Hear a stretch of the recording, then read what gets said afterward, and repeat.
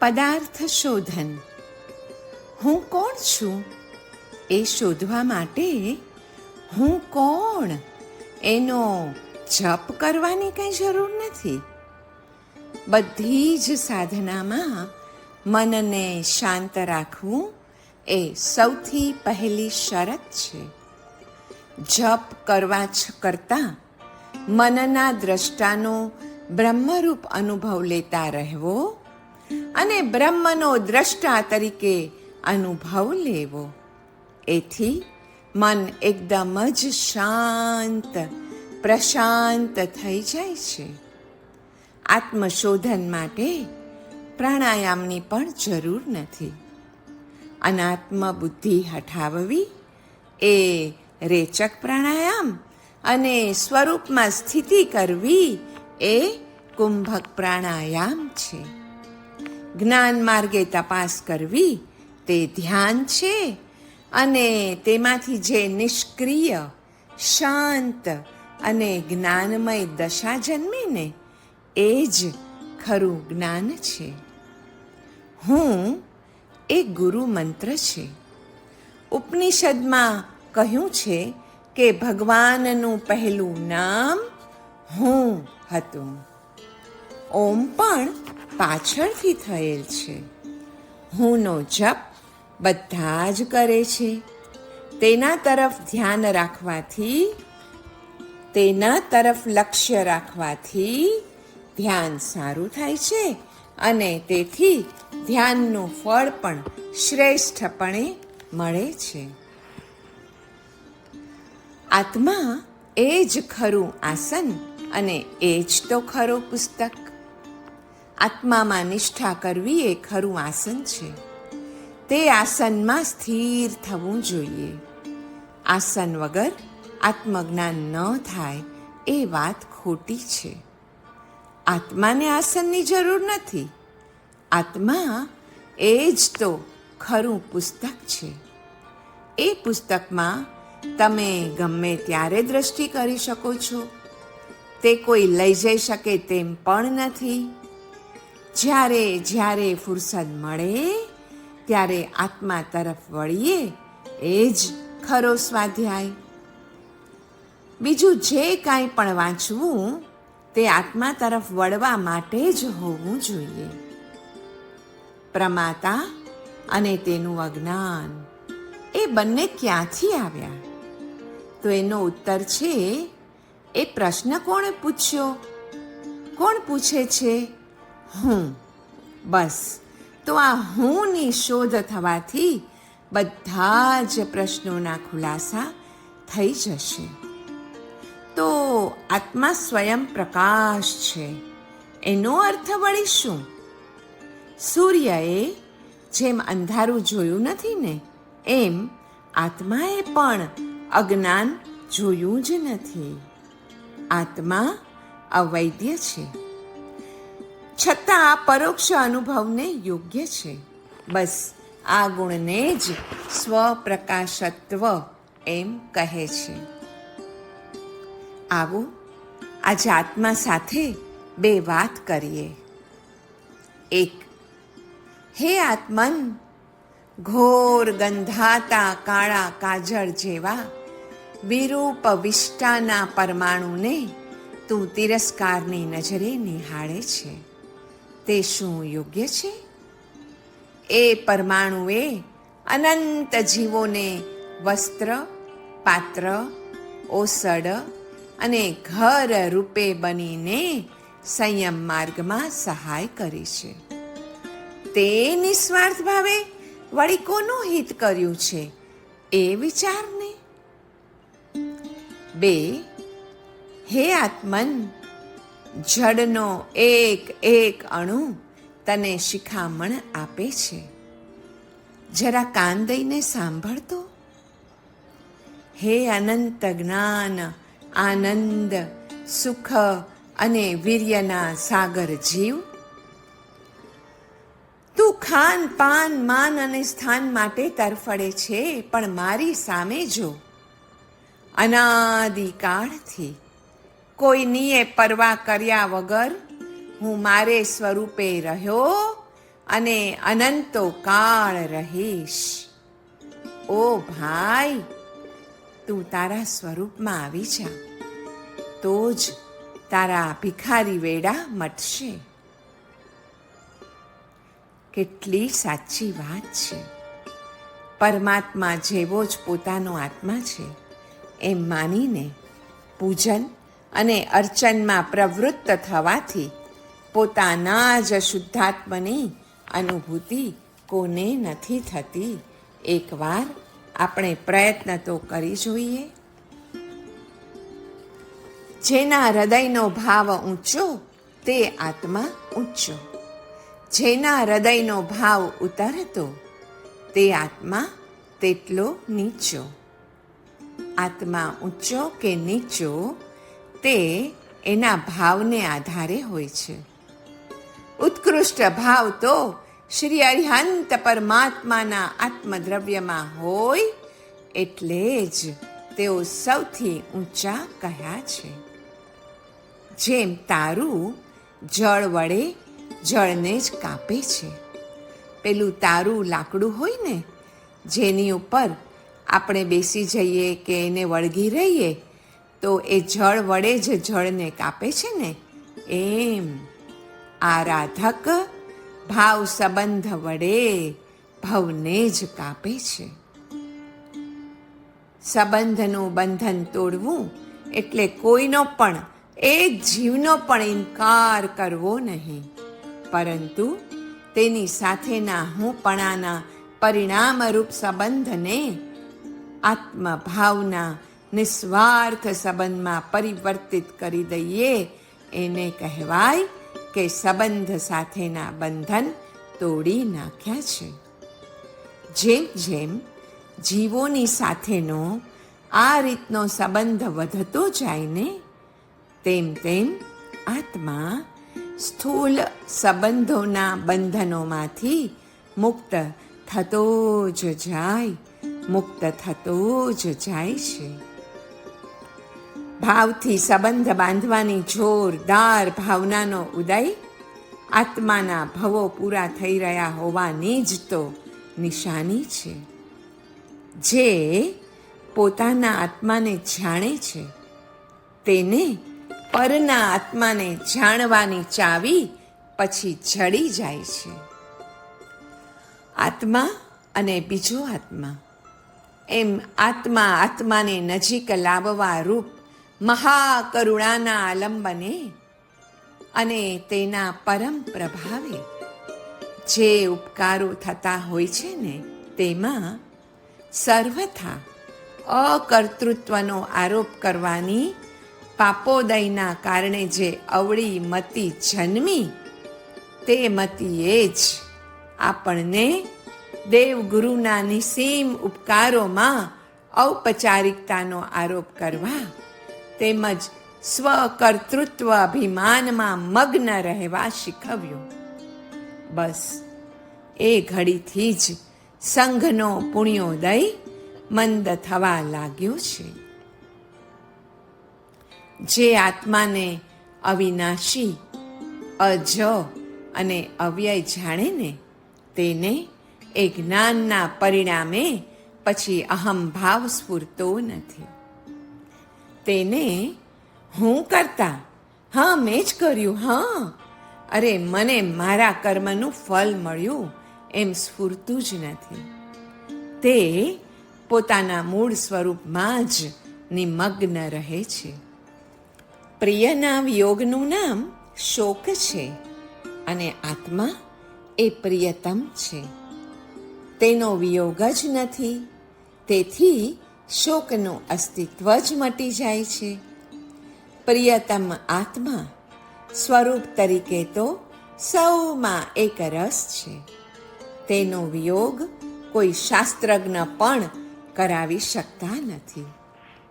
આત્માની જન્મભૂમિ કઈ? અરે આત્માની જન્મભૂમિ છે આધ્યાત્મિક વિશ્વમાં. ત્યાંથી જ તો આત્મા જન્મે છે, તેનો પરિચય, તેની ઓળખાણ થાય છે. વ્યક્તિના નાના હુંનો અપરિમિત હુંમાં વિલય કરવો એ બ્રાહ્મી દશાનું લક્ષણ છે.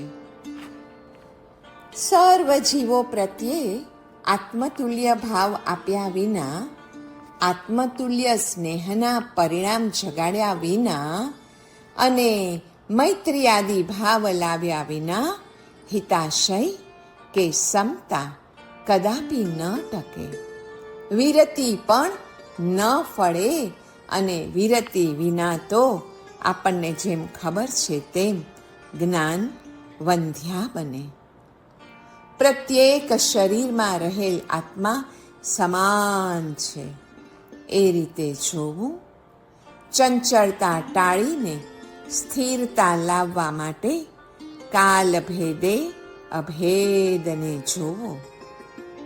આપણા આત્માની પૂર્વોત્તર અવસ્થામાં પણ એક જ તત્વ રહેલું છે એમ જરૂર વિચારવું. ન ત્વહમ નાહમ જગન્નેદમ સર્વમાત્મૈવ કેવલમ. અર્થાત હું નથી, આ જગત નથી, આ સર્વ કાંઈ નથી, બસ છે તો ફક્ત આત્મા છે. આત્માની આખી એ સાધનાનો પાયો ચિત્ત વિશુદ્ધિ ઉપર છે. તે પાયો તૈયાર થયા પછી ઇમારત ચણાતા વાર ક્યાં લાગતી હોય છે. શરીર અને આત્માનો સંબંધ ભેદાભેદ છે તથા શરીર અને આત્મા પોતે પણ કથંચિત નિત્યાનિત્ય છે.